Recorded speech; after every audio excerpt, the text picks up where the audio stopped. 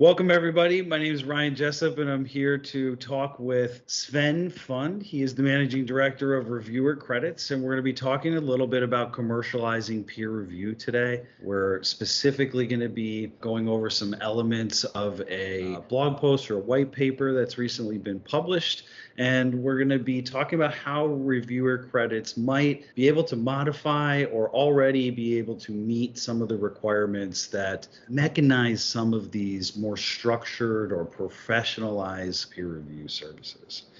And so with that said, welcome, Sven. Please feel free to introduce yourself and the organization, and then we'll move into some questions. Yeah, thanks, Ryan. Thanks for having me. So as you said, I am the Managing Director of Reviewer Credits. I came to the company 2 years ago. So I'm not the original founder. We are a small team of 6 people. Distributed all across over Europe, which is a great experience to work together these days.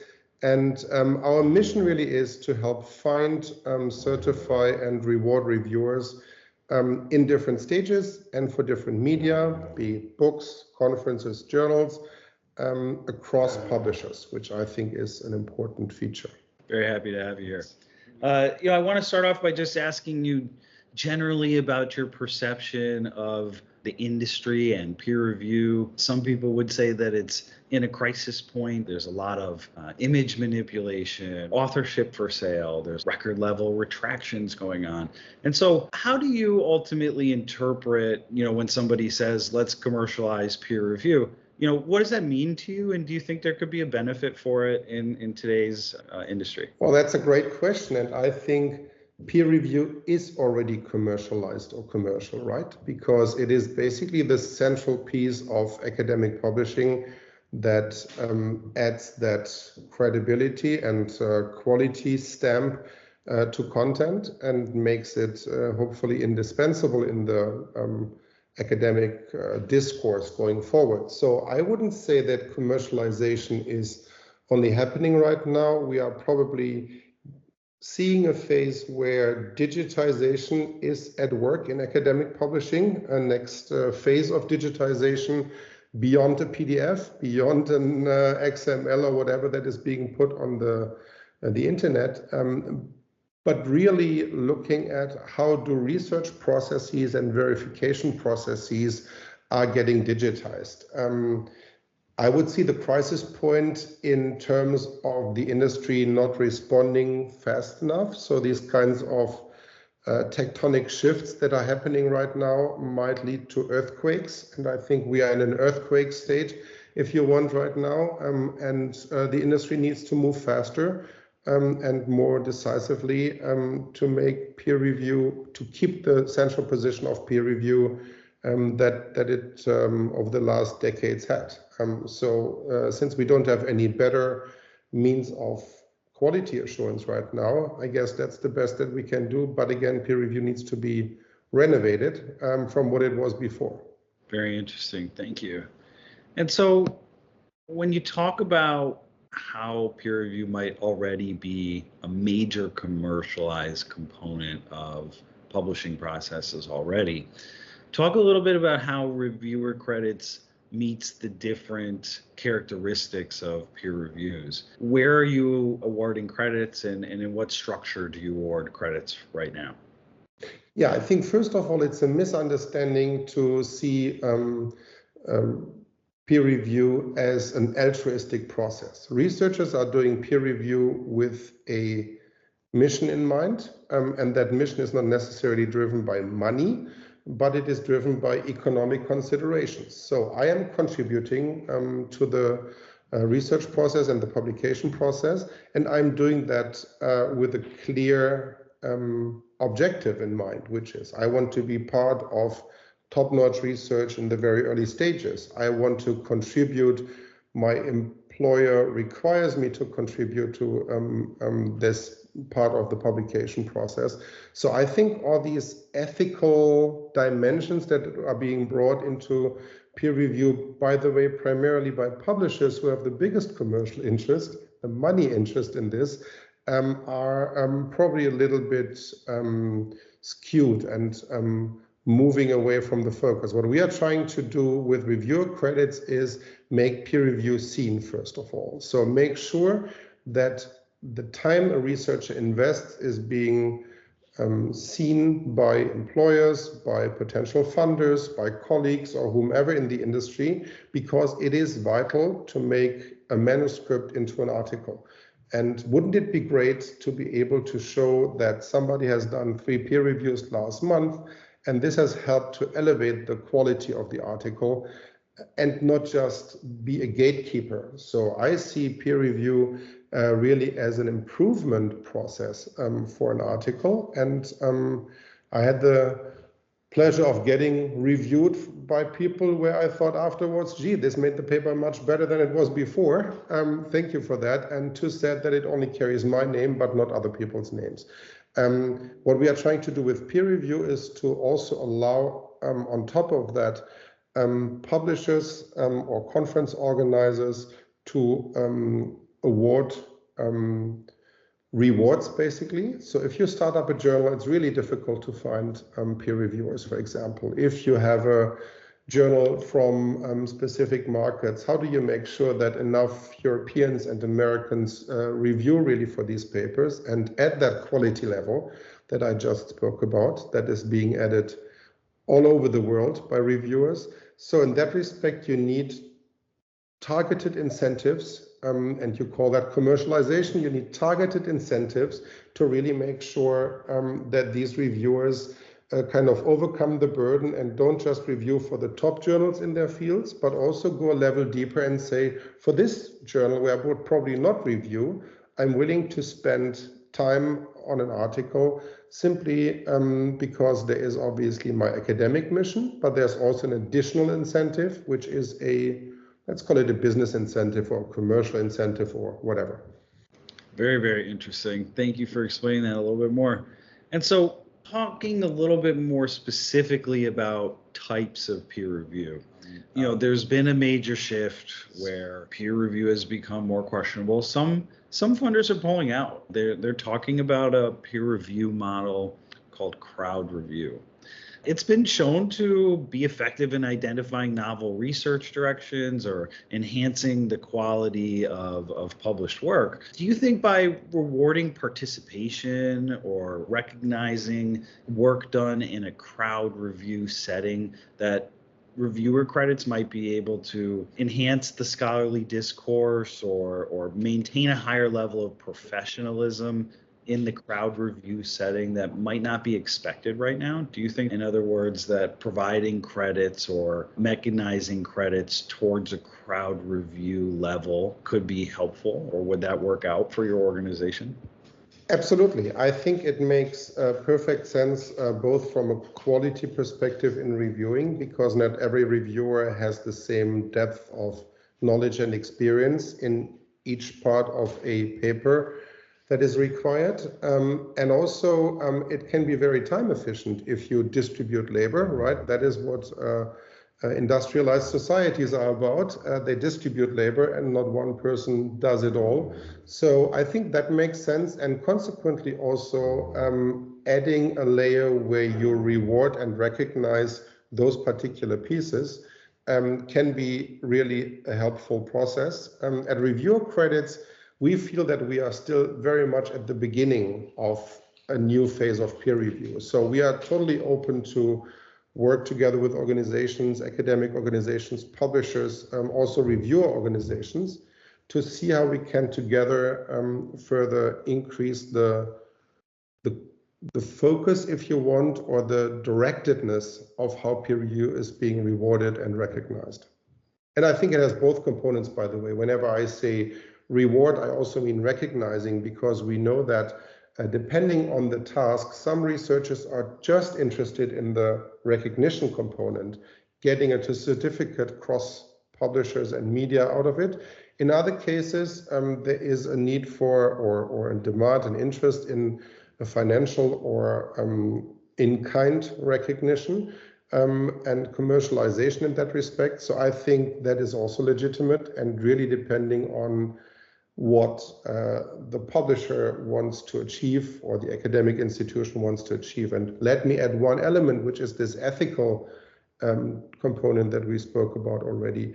I see ourselves a little bit as a neutral layer in between. And we have discussed this in prior conversations. I think this neutral layer is important because it takes away the bias that you might develop as an organization. If we as a service provider don't help a journal to get a reviewer and reward them properly, we will have to find another reviewer and another reviewer and another reviewer. So we have an interest in treating both reviewers' time very carefully, but also obviously journals' time, because every journal is looking for a fast turnaround so that the authors are happy with the quality of the journal, the service quality of the journal.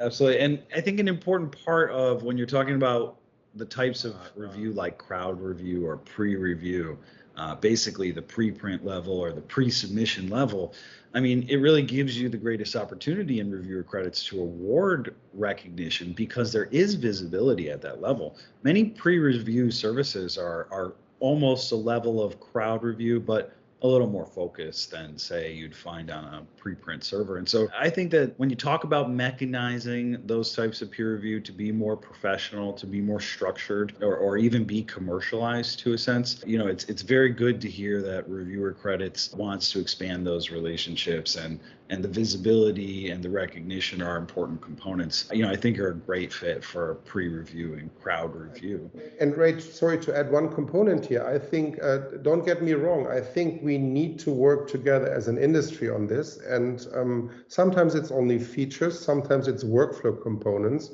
that we need to look at. For example, if you have the situation that a lot of early career researchers that are performing peer review are not being mentioned, but rather they're PIs that got invited for the review, right? Why is that? Are these PIs bad people? No, in many submission systems, you cannot add the information. My early career researcher colleague, Pete or Angela, have helped me in reviewing this article. So it is a technical component. It is not difficult, but it is just something that needs to be built into our workflows to really make sure that we can be more inclusive and also more professional in that respect, in bringing in those people and crediting, rewarding those people that really need it also in terms of a career step for themselves. Great points. I appreciate it. We're going to shift gears to a different type of peer review, really another component of peer review. And so I wanted to kind of ask you about image forensic services. You know, as people like Elizabeth Bick have come out and been able to prioritize finding fraudulent research or manipulated research through image analysis. Talk to us a little bit about how reviewer credits might be able to adhere a credit process to an image forensics review, where, you know, mitigating risks associated with image manipulation or enhancing that type of trust in the systematic inclusion of image evaluation in peer reviews. From what I've understood and the people that I've spoke with, image analysis by itself is not always a crucial component of every peer review design. So just talk a little bit about how image forensics is becoming more essential component of peer review, how maybe a structured and commercialized peer review process would firmly include this analysis, and talk about how reviewer credits might be able to make sure that's recognized and rewarded as well. Yeah, so I think two things to that. Peer review, in my view, is really such a challenge for publishers in processes right now because it is not standardized in many cases. So a big publisher lately told me we have a standard in peer review, but unfortunately it's 2,000 standards because each of our journal has an independent process. And I think there are good historical reasons for that, right? I mean, from today's perspective, it sounds a little bit ought to do it, but we know that standardization is not exactly the strength of academic publishing. And I think images and image fraud basically is one of the core elements where you can deploy technology quite nicely. At this point, there are different solutions in the market.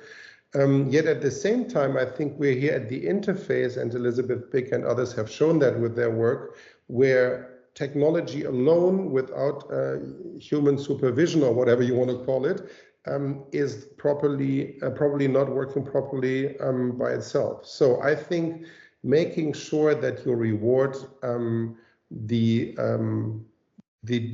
deployment of this technology, the fact that a reviewer uses certain tools in the process, that publishers or journals require the use of the technology, but also that the researchers themselves probably take precautions early on and mark articles, mark assets in a appropriate way would be important. And as I said, second point, we are still at the very beginning of all of this, but I can really imagine as soon as we have identified a certain pattern, and that's what we are working on right now for ourselves in that field, how do we make sure that we attach these information with the different stakeholders that I just mentioned, researchers, journals, publishers, service providers probably. So we just need more transparency and a better understanding of how the processes work and what has happened behind the scenes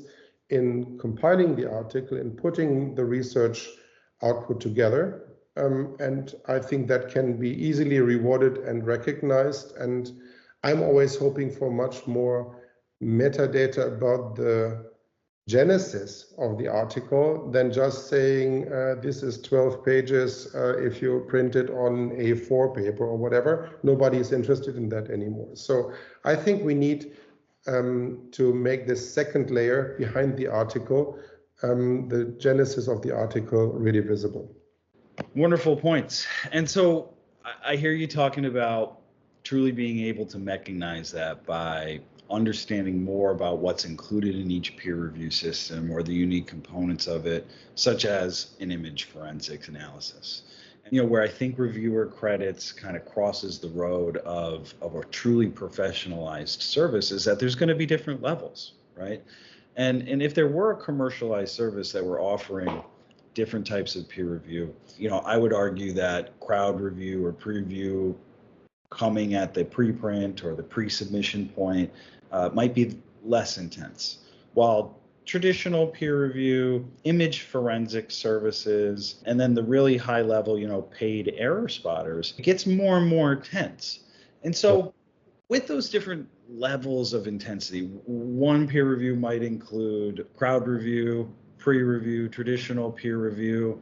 They might then do an image forensic. They might bring in a paid error spotter. Talk to us a little bit about how reviewer credits might have a model currently or might have a model in the future that could meet a credit distribution that might be more in uniform with, say, a continuing medical education peer review credit program, where for a intense peer review that includes image forensics, you're a qualified expert in your field, you might be able to reward a higher level of credits or a different form of credit, where people who participate in a crowd review where it's not that formalized and might not include every aspect or component of a truly structured and formalized peer review process might get fewer credits or a different type. So in CME, peer reviews are graded and you get more continuing medical education credits for a higher quality peer review than you do for a less intensive one.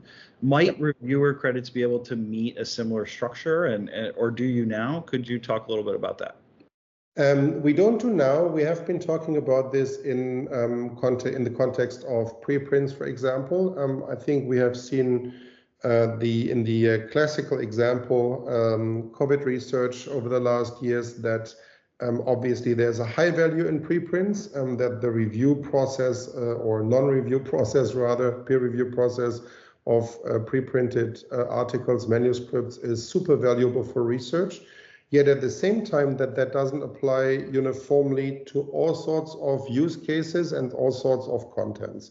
But then the question is, do you, for the different levels of quality with different rewards, make it attractive to do certain steps or not. Maybe you want to start carefully. I don't know what the results will be, but I think we need to really practice a little bit here for ourselves and see how we can build a coherent system, more or less, that both the consumer, the reader, the user of an article understands, or a book chapter understands, but also the people involved feel is gratifying and helpful.